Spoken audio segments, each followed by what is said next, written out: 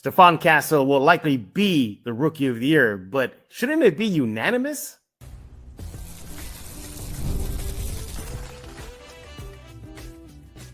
You are Locked On Spurs, your daily San Antonio Spurs podcast, part of the Locked On Podcast Network.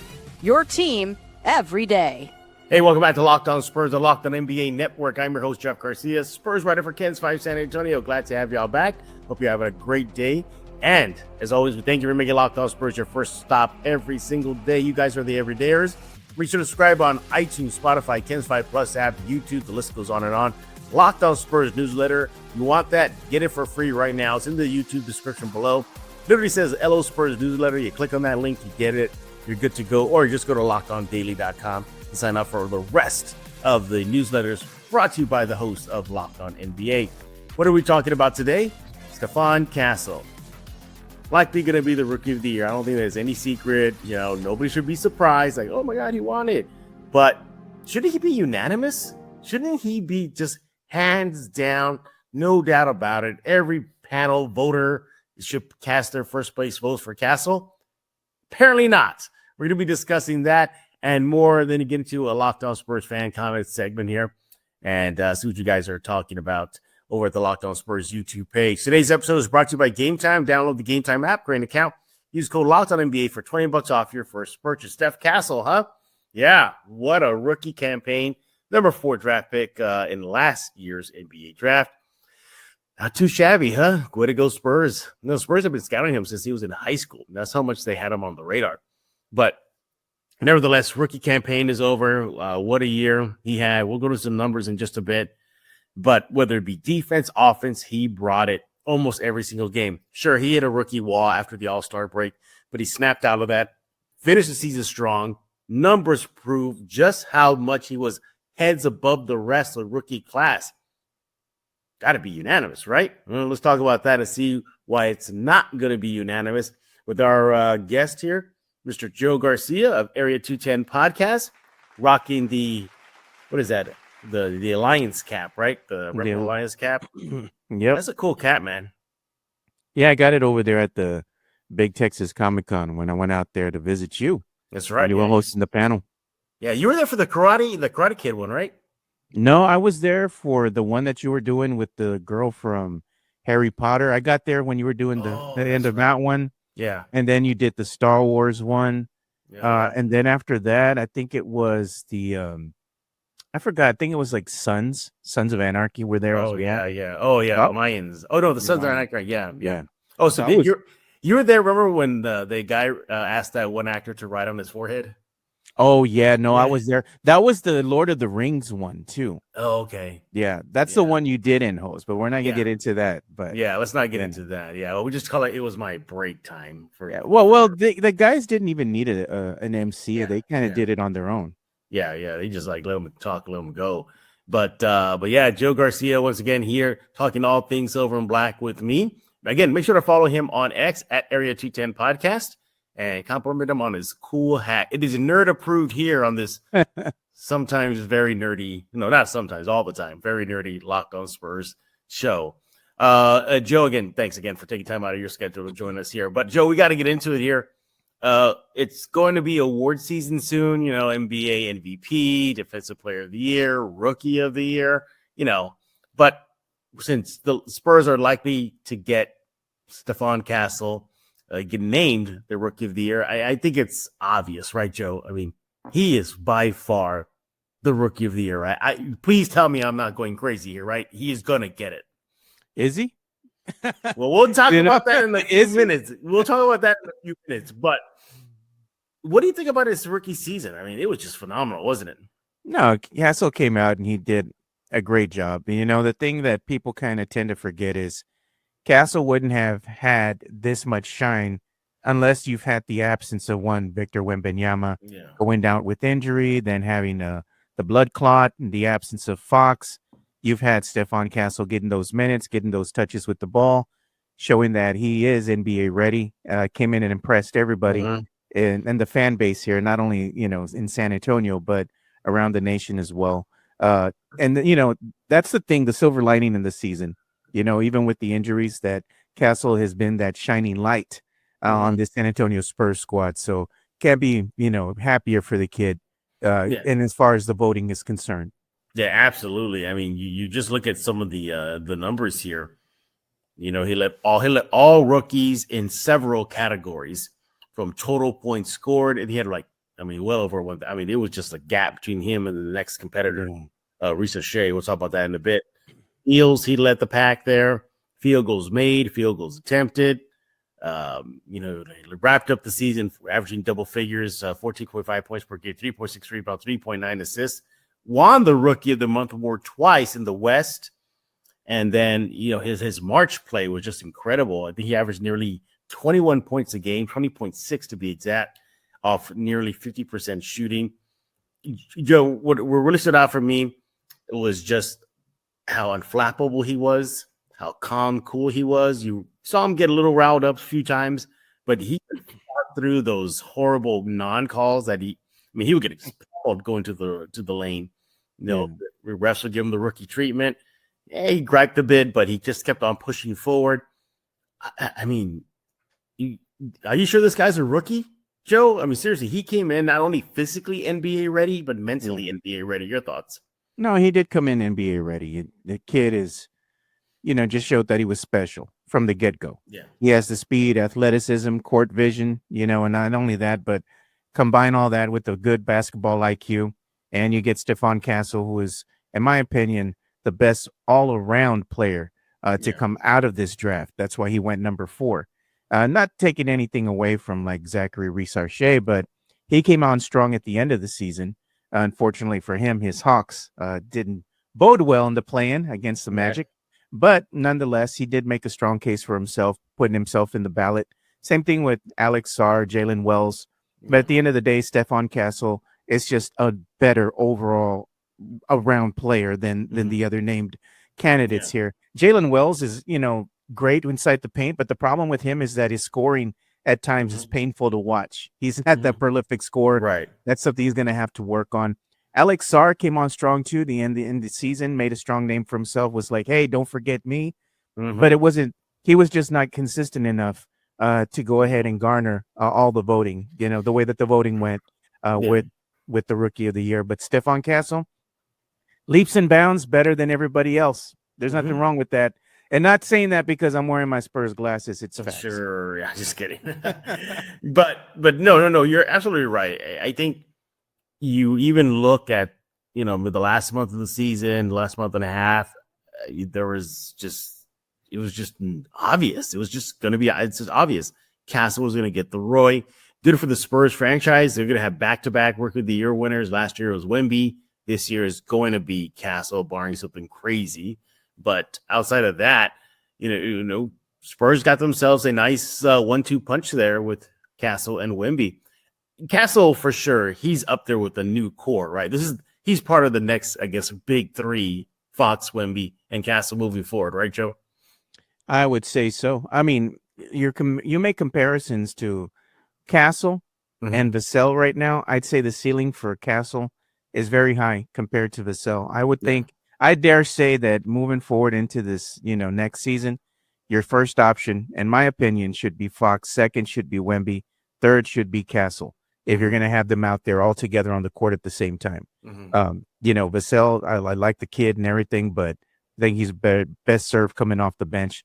I'd like to see Castle, that third option, best all-around player, can put the ball on the court, go ahead and, make a strong case for him being, like I said, the best overall player on this Spurs squad right now when you're looking at defense, and not only that, but his playmaking ability off the ball, all that. The kid is this complete package. And that's why I'm saying I think the offense should actually be in his hands at times, because he can go ahead and either distribute the ball or go ahead and take it upon himself to go ahead and score at times. So I'd just like to see him be a little bit more involved come next season. I know he's probably not going to get as many minutes, maybe not as many touches because of Fox and Wemby, but he made a big impression on not only Fox, but also Wemby as well. Yeah, definitely stepped up when Fox was shelved for the rest of the season because of finger surgery, and especially again with Spurs down, Wemby as well.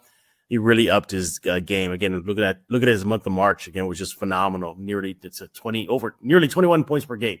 But all that being said, That sounds like a unanimous Rookie of the Year winner, right? You would Apparently think. not. You would think. Yeah, we're going to discuss what is going on with that award voting breakdown in just a few minutes. And brace yourself, Spurs fans. Yeah.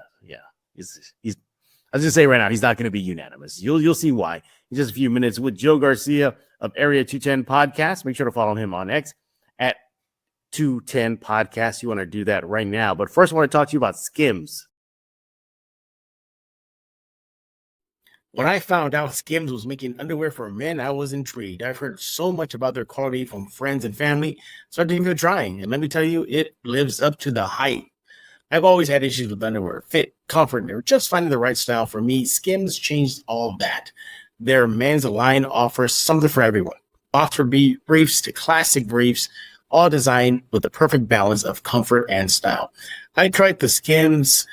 Well, they got the 5-inch, the stretch 5 boxer briefs. And let me tell you, those come in handy. As you know, I work out a lot, nearly 5 days a week.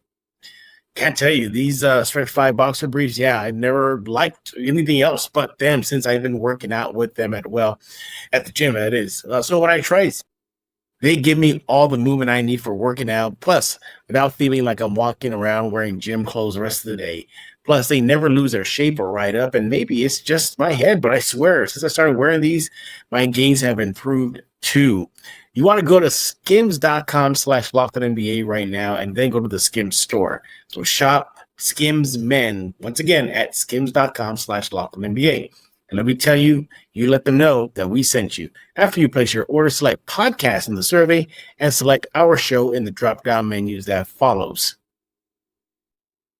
There's nothing like the energy of a live game, whether it's catching a last-minute MLB showdown or soaking in the excitement of an NBA matchup. But finding great seats at a great price, that used to be a challenge until I found Game Time. Game Time makes scoring last-minute tickets easier than ever. Prices actually drop as the event gets closer. And with their all-in pricing, you see that total cost upfront, no surprises at checkout. This is why I love Game Time. They have last-minute deals. Save up to 60% off buying last minute for sports, concerts, comedy, and theater, whatever you can find. You can grab last-minute seats for, say, a Spurs game and save big on their zone deals. Peace of mind with the seats views before you buy, no surprise fees, and a low-cost price guarantee. You can book with total confidence. The lowest price guarantee means you'll never have to worry about overpaying. Take the guesswork out of buying tickets with Game Time. Download the Game Time app, create an account, use code LOCKEDONNBA for $20 off your first purchase. Terms apply. Again, that's code LOCKEDONNBA for $20 off. Download Game Time today. Last minute tickets, lowest price guaranteed.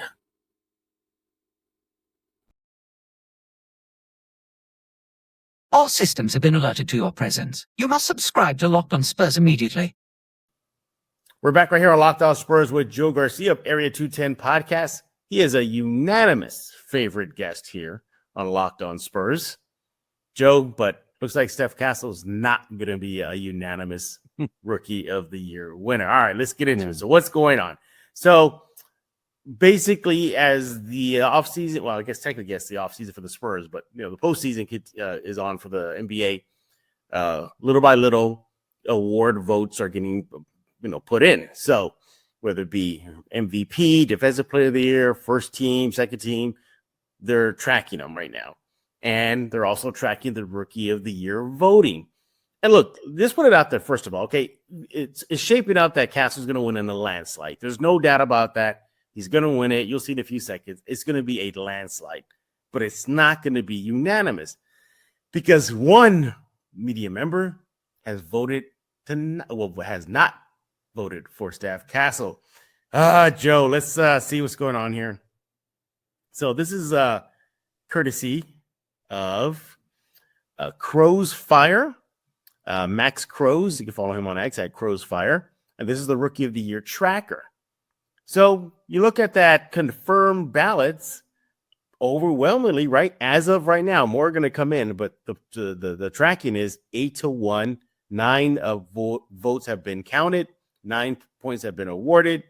One person not named Steph Castle got it. Zachary Risache picked up a vote from ESPN's Tim Bontemps. Timmy, what could have been Joe, he's not going to be unanimous. Your thoughts? And who's the one that voted not to have him there? ESPN Unanimously. guy. Yeah, of course. From a 4-letter network. Tim Bontemps. He's the most inconsistent media personality they have over there, always contradicting himself. Joe. Well, I'm just like, nah, dude, this guy is just pure garbage. Puro basura, dude. Come on. He just did it just to go ahead and get a rise out of things because he wants the attention. Let's be honest. Yeah. That's why he did it. He didn't do it for any other reason besides that. But you look at the tracking there, as I mentioned, it's shaping up where Castle's going to win in a landslide, not even close. Yeah. And you look at the rest of the field there, all the other votes there, it's they probably saw what we saw from Castle this past season. But we look at Risa Shea, though, you got to wonder, like, why would he vote that way? Why would he pick a guy who didn't have an overall impact from beginning to end versus a guy that just came on late? Joe, I thought this is the rookie of the year, not rookie of the last couple of months. Your thoughts? It's an individual award, at the end of the day. Award, yeah. And you got to look at what's happened since the beginning of the season. While Reece Arche and, again, Sarr both made a strong case for themselves as they made a push near the end of the season. Yeah. It wasn't enough throughout the season to go ahead and garner the rookie of the year. They are candidates, and rightfully so. But at the end of the day, you have to go ahead and give it to the most consistent player, and that is going to be Stephon Castle. Why? Tim Bontemps went ahead and voted against Castle and went ahead and went with Zachary Reece Arche. I guess you're going to have to tune into an episode of ESPN when they put him out there with maybe Screaming A. Smith and all those guys, because he's doing it for ratings, bro. That's the only reason he's doing that. Yeah. Yeah. No, look, Castle should be a unanimous. There's no doubt about it. But should we really be surprised that this is going right now? Again, this is just tracking it. So more votes are going to come in. Who knows? Maybe another voter is going to vote against Castle. But I look at the class. I mean, it was not a strong draft class. And remember, heading into that draft, it was, this is one of the worst drafts ever, one of the weakest drafts ever. But it ended up being okay, but not too bad. Shea has been playing well. Matas over there in Chicago really came on late in the season. Obviously, Steph Castle. Yeah. So I'm not too surprised that it went against Castle, at least for one voter. But I really believed in my heart of heart that what he did the entire season was going to push the voters into making him a unanimous decision. I get it. We're nitpicking here. It's shaping up to be the rookie of the year, Steph Castle winner. I get that. But it just feels like was Bontemps watching Castle play? And then there's the argument, Joe, about, Zachary, his impact allowed Atlanta to get to the postseason, the play-in. Steph Castle's impact didn't help the Spurs get to any postseason action, whether it be play-in or beyond. What about that argument, Joe? Can you see that as going against Castle? I don't think so, man. At the end of the day, like I said, I mean, the kid just came into the NBA and he was ready right out the gate. Yeah. He got thrown into the fire, like I said, not by a choice of his own, but because of injury. And he's shown that he was ready for the big lights. Right. He went ahead and didn't fold under pressure, was very poised, handled himself very well out there, got in the good graces of not only the head coach, but also the coaching staff as well. Yeah. He deserved those minutes. He deserved everything that he got out there on the court this season. And he showed that he can shine. And you know what? When you put pressure on a piece of coal, what is that? What happens to it? Becomes a diamond. And that's what happened with freaking Castle. He became a diamond, and there you go. He showed you guys that he didn't fold under the pressure. He went ahead and flourished. And, you can't say enough good things about the kid. Yeah, exactly. And another reason why I think that he should have been unanimous is considering the conferences. You got Castle playing in a rough West Conference, going against the likes of Luka Doncic, Kyrie Irving when he was healthy. The list goes on. And you got in the East, it's not that hard. It's not. I'm not saying that competition is worse. I'm just saying this. Just compare apples to oranges. West Conference or East Conference, heavily East talent wins out. So I think that needs to be a factor as well. Also, too, consider that he stepped up his game that and beyond once Fox and Wemby went down. He became maybe the secondary guy on the roster, behind Vassell as their go-to guy. And he stepped up. We mentioned the month of March numbers, nearly 21 points per game. So, and also too, he stayed consistent. Zachary was up and down, up and down, up and down.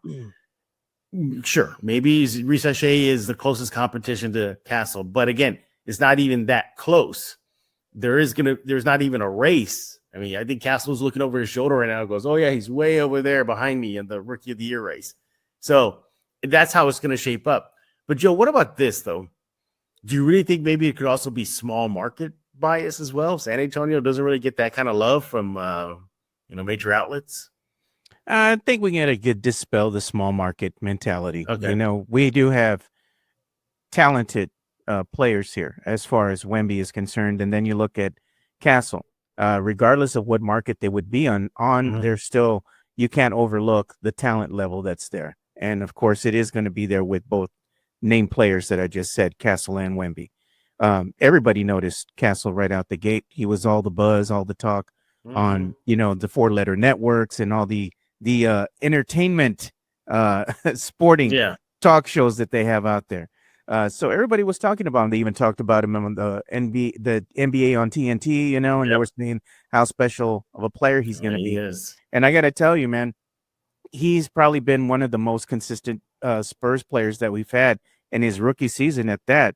I think one of the top performers that we've had this year as far as consistency is concerned would be the Toyota Corolla of the San Antonio Spurs squad. And that would be Harrison Barnes, and then you got to go ahead and look at Castle, and he's been consistent as well. Yeah, dare I say he's been more consistent than one Devin Vassell, who is arguably the highest paid player on the squad.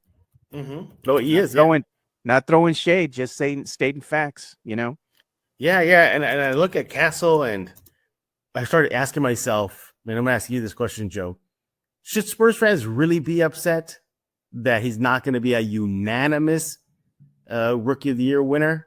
I mean, are we really here, moaning and groaning about this?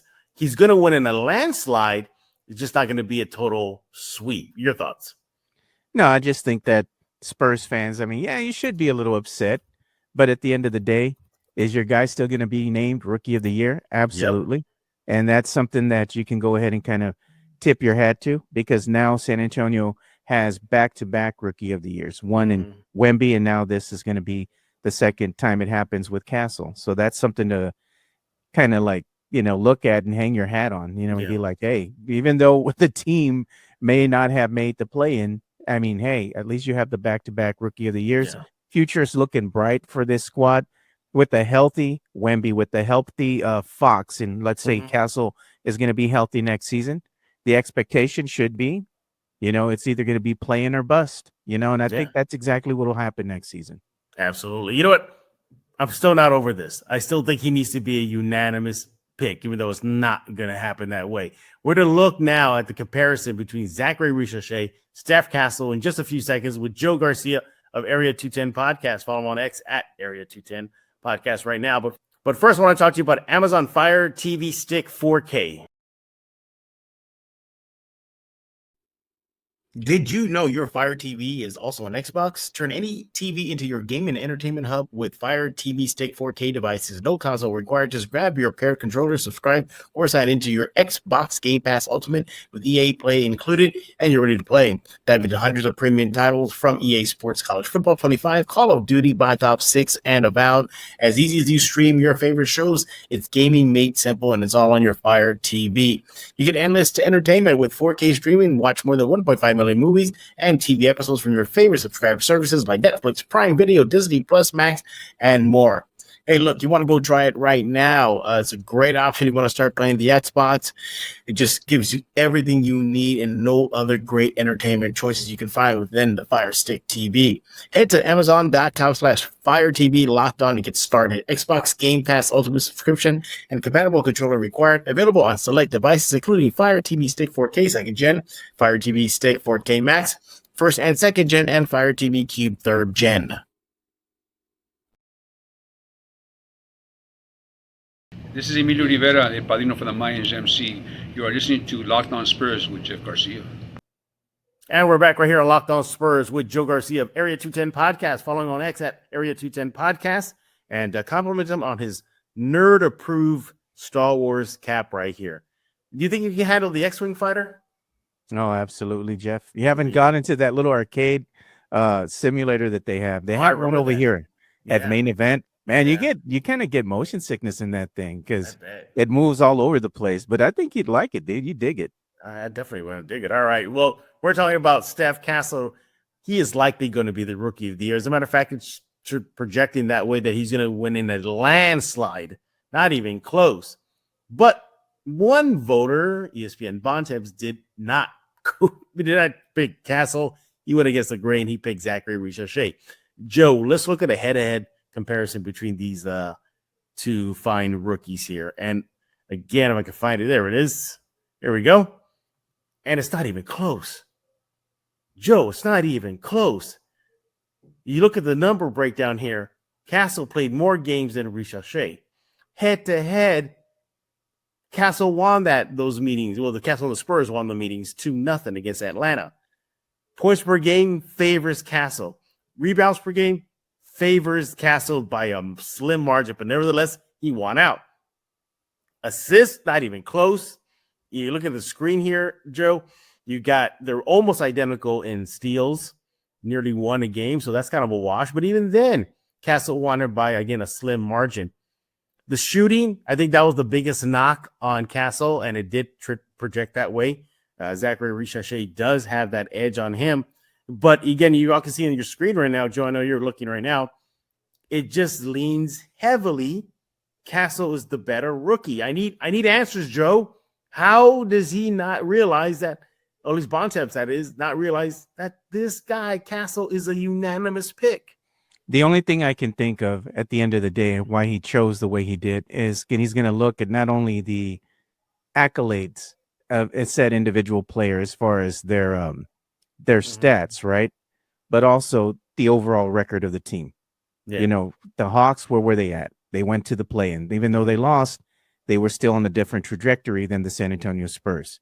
That's the only thing that I can think of as why is Tim Bontemps voted the way that he did. Again, it's not a team award. It's an individual award. So records don't even matter at this juncture. So that's what he's looking at, and that's what he based it on. I mean, he's Tim Bontemps for a reason, Jeff. Good Joe. But again, look at those numbers there. I'm kind of looking them over again. And to me, you know, Richarchet probably is the closest competition for Castle, but my God, and even the head-to-head there matchup, I mean, it's just heavy Castle there. Yeah, part of me thinks, you know, it is, I think, I can't speak for the voter, you know, Bontemps, but my only thought I could think of is just, hey, the Hawks made the postseason. Yeah. Richarchet's impact pushed them into that. Well, he didn't by himself. No, I mean, obviously Trae Young, but just helped the team get to the play-in game, while Castle, despite his phenomenal season, didn't have that type of impact getting San Antonio into the postseason. I think that's the only logical thing I could think of why, you know, Bontemps didn't pick Castle. But even then, again, it's an individual award, like you said, Joe. It's not a team award. Well, because the team got in the postseason, that means the Hawks rookie is better. I don't think that's how it's supposed to go. Your thoughts? Not at all. As I stated before, it's an individual award. It's not a team award. You know, that's the only thing that I can think of the reasoning behind one Tim Bontemps and why he voted the way he did. You know, he was looking again at the trajectory of the team as far as being an impactful player on said team and all that. You know, he kind of looks at things and be like, oh, I'm going to go ahead and vote for Richarchet. But if Richarchet was that impactful on this Atlanta Hawks squad, right? Then why is it that they got trounced by the Orlando Magic? It was just basically Trae out there doing his thing until he got ejected. And then it was it. The wheels fell off. Because why? Because Trae Young is the reason why the Hawks were even in that play-in tourney. He's taken that team to the playoffs on his own. kind of just willed him into the playoffs Mhm. and doing his thing. He just doesn't have the talent behind him, unfortunately. Yeah, exactly. And think about it too. Castle upped his game when the Spurs lost two of their biggest talents, Yeah. Fox and Wemby. So I think he gets a nod for that. But Joe, I mean, I guess, look, maybe we shouldn't be too upset. Castle, y'all can see on your screen there, he's going to win the Rookie of the Year. It's no doubt about it. It's going to happen. I wanted a unanimous pick, though, Joe. Am I being greedy here? No, I mean, Spurs fans just they want their flowers, man. They want to go ahead and have this kid get everything he deserves, and he deserved to be the unanimous Rookie of the Year. Unfortunately, that's not the case because Bontemps wants to go ahead and be different. I'm going to be different than everybody else. Everybody else is going to vote this way, but not me because you know why? Because I want to do it just so I can have something to talk about. Absolutely. All right, Joe. We got to hear everybody else's thoughts. You can let Joe know what you think about Castle going to win the Roy, but not unanimously. Where do you stand? Why do you think it's going to shape up that way? You can let Joe know on X at Area 210 Podcast, and let me know by going to the Locked On Spurs YouTube page. Leave me a comment. We'll read it in the future episode. But on today's episode, to wrap up, we're going to pick one fan comment and react to it. We got to let Joe go. He's a busy man. He's got to get back to work here. All right. The first comment we're going to get to, Joe, on the Locked On Spurs YouTube page is from Headlog8311. He says, quote, I really hope Chris Paul, comes back with the bench role or even coaching. Thank you for that comment there, Headlog. What do you think about Chris Paul's future in San Antonio? You think he'll be back? And if he does, you think he'll take a bench role, maybe a coaching spot? I think that's something he's going to have to really consider. If you're going to come back here and you're going to want to run it back with the San Antonio Spurs, I think Chris Paul has to come to the understanding of while you had your time to be a starter, that has kind of left you already. You don't have the same, let's say, athleticism and speed as you once did. Even though the IQ is very high, he has great leadership qualities and being able to impart his veteran knowledge onto these younger players. I think if he's going to come back again, and come back on a team-friendly deal to kind of end his career, he needs to go ahead and come back with the mindset of more of the mentor mentality, and that means also coming off the bench. If he wants to be a starter, he can go somewhere else, but is he going to be as impactful on that other team as he has been with the San Antonio Spurs squad? Probably not. Yeah, I want Paul to come back. I just don't think he should come back as a starter. That's speaking of Steph Castle. That's Castle's now. It's his. Yeah. The numbers show it. Everything proves that Castle needs to be starting, and rightfully so. He's younger. He's going to be part of a long rebuild versus Paul, who's not going to be here for the entirety of the rebuild. Might not even be the NBA anymore. So you got to go with Castle. But Joe, going back to Paul real quick, what about a coaching role? You think if he does hang it up, coaching spot in San Antonio would fit him well? That's up to the coaching staff. I think Chris Paul has a future as being maybe a future NBA head coach somewhere, but he needs to go ahead and cut his teeth first and, maybe be an assistant head coach or be involved with the team in some capacity. And it's not with the San Antonio Spurs. I think he's going to go on to have a good career in coaching somewhere, even if it's at a collegiate level. But I think that's going to be his future. He's shown that he can be a leader out there on the court, imparting his knowledge, the way he talks with the players, the way they listen to him, respect him. I mean, there's no doubt in my mind that he's going to be a coach somewhere. Yeah, exactly. I agree with you. And, even if this was it, Spurs fans, you had yourself a full 82 games of a Hall of Fame bound player in silver and black. Hey, I'd like to bring something up, though. What's up, dude? Remember our good friend Michael Jimenez, what he said, and I'm not going to let him go. I'm not going to let him off the hook. Yeah, I know. You're not happy with Jimenez right now. No, he said, and I keep bringing it up because I said, look at what happened with Chris Paul. He's played 82 games. Yeah. Right? The full 82 games. I remember when the Spurs finally announced, hey, they're going to get Chris Paul. He's going to come back. He's going to come back. He's going to come and play with the Spurs for a year along with Harrison Barnes. And Michael Jimenez went on the show and said, the Spurs, that's a sign that the Spurs are punting their season away. Not good. Doesn't look like it was a punt to me. Doesn't look like it was a punt at all. Not at all. I'm pretty sure you'll cook him, though. Oh, yeah, I'm going to bring that up and I say, hey, what happened with your boy? I thought that was going to be a punt. He played all 82 games. He played all 82 games. Well, again, I just hope Spurs fans relished having a Hall of Fame bound point guard, just player in Spurs uniform, even just for a year.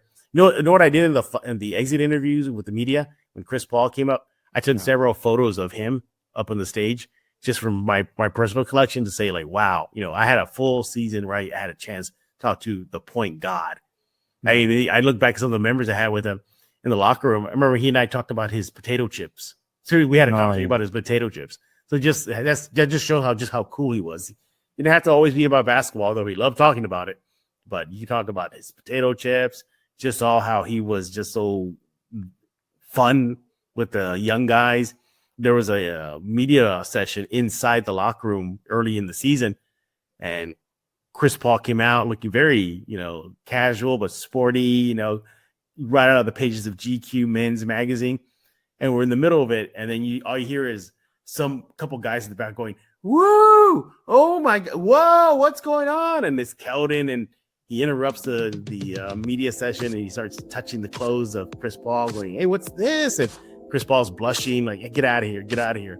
So he was really good with the young players. But again, if they bring him back, I'm okay with it. Just not in the starting role capacity. But we'll see what happens. He is Joe Garcia of Area 210 Podcast. Joe, tell us what's going on with your show. Well, we're going to go ahead and do the show Monday through Friday. We're probably going to take a little bit of a break and maybe Joe, back. What is this we? What is this weird? Oh, that's what I was going to get to. Wait, I need to get to it. So we usually do the show Monday through Fridays. We go on at 10 till about 11:30ish. But with the lull, the season coming around here, maybe we're going to go ahead and do it Monday, Wednesday, Friday. But I don't know if we're going to have Michael Jimenez on the show every single day. There it is. Because, he's a Houstonian now. And now he's big time in us. He's too good for us now, Jeff. Well, you know what? If that happens, at least they got you to go check out and interact with. Again, he is on YouTube at Area 210 Podcast. You can follow him on X at Area 210 Podcast. And we'll bring back Joe next week, and maybe he'll show us a new cap he has. Every time he comes on here, it's like a new baseball cap. So we'll see what Joe has in store for us next one. Maybe it'll be the TIE Fighter cap. I don't know. I'm trying to make some Area 210 with the alien on it. Ooh, so we'll see. Yeah. Oh, that alien logo. Yeah, you did a good job of that. So, but again, follow Joe on X at Area 210 Podcast. Everybody else, thank y'all for being the everydayers coming here to Locked On Spurs every single day. Be sure to follow us on Ken's 5 Plus app, YouTube, iTunes, Spotify. Pick a platform. We are there. Locked On Spurs newsletters in the description below. Click on that link. It says Hello Spurs newsletter. Or go to LockedOnDaily.com. There you'll see the rest of the Locked On NBA shows and their newsletters. We'll be back tomorrow. I believe we have Hector Ledesma joining us tomorrow to wrap up the week here at Locked On Spurs. So look forward to that. But for Joe Garcia, I am Jeff Garcia. We're going to put a lock on this episode of Locked On Spurs.